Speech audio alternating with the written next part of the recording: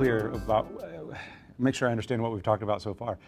Are you saying, has how we even view cancer, is that changed? Is that radically changed in terms of just how we even view the disease? Well, I think you should define radically, but in some ways I would say yes. I said a little earlier that there are some cases of lung cancer and kidney cancer that might be similar. We tend to think, and I'm not picking on my physician colleagues here, but we tend to think about cancer with regard to what organ or what type of tissue it's impacted. So there's lung cancer, breast cancer, ovarian cancer, leukemia, blood cancer. But quite often, we'll find that the same gene seems to be at the root of two very different types of disease. And we can start to think about, are there treatment pathways that are in common? We have a colleague who was diagnosed with leukemia a few years ago, and actually sequenced his genome, and we found a mutation that was driving one particular gene to be expressed way, way more than it should have been, and it was probably driving his disease. The best candidate treatment for him was a drug that was approved for use in kidney cancer patients, but not in leukemia. And so the FDA now has to kind of take a look at how do we change the way that we approve drugs for certain types of disease. Did you give him the drug? Yes. This is his doctor, so. And what happened? He went into remission.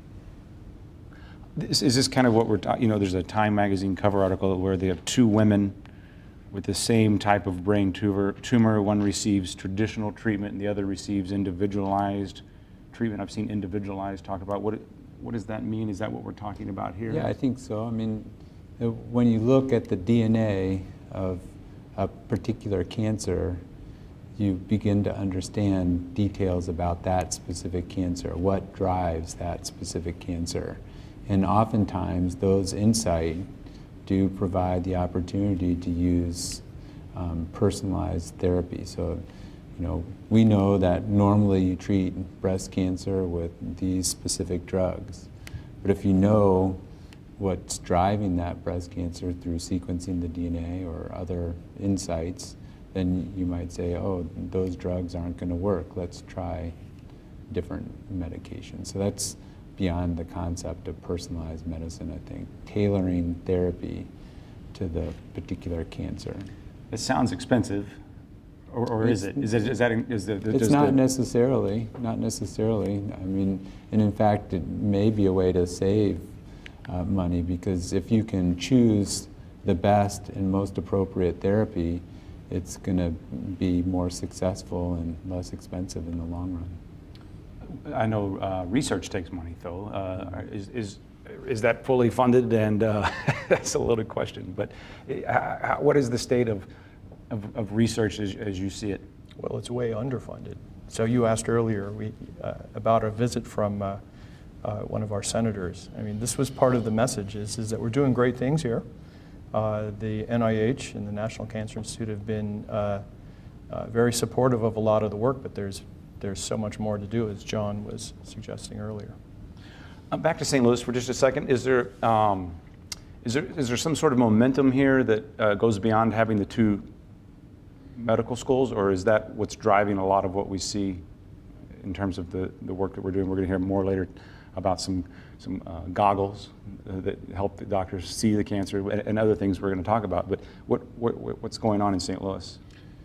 So I'm not from St. Louis, but I came here about 20 years ago, and I would say in the institution that I live in now, Washington University, it's always had a strong and long history of very good basic research.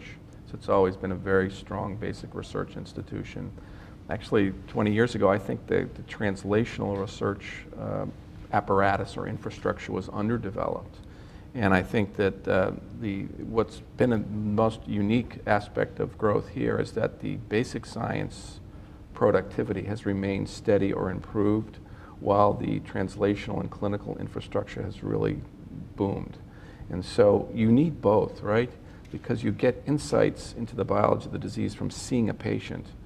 and you get insights about how to treat a patient by understanding the biology of the disease. So you need both people being at the top of their game, just like fielding a baseball team. You can't field a winning baseball team with just all third basemen. You need somebody that hits home runs, and you need somebody that can actually fill in as a utility fielder. You need all sorts of strengths and capabilities. And I think the really amazing thing here is that the clinical and translational strength of at least the institution that I'm in has been really dramatically strengthened over the past 20 years, so that it's world class. And it's rare to see that kind of world class group of people sitting beside world class basic scientists. It's rarely seen in academics today.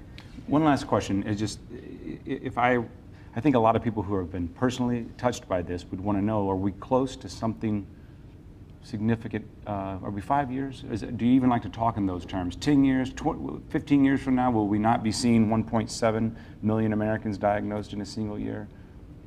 Are we close to a cure? I think that we're attacking it one disease at a time, and for many cancers, we have identified a cure, and we are successful, and we're slowly getting to the point where more and more of them can be treated effectively.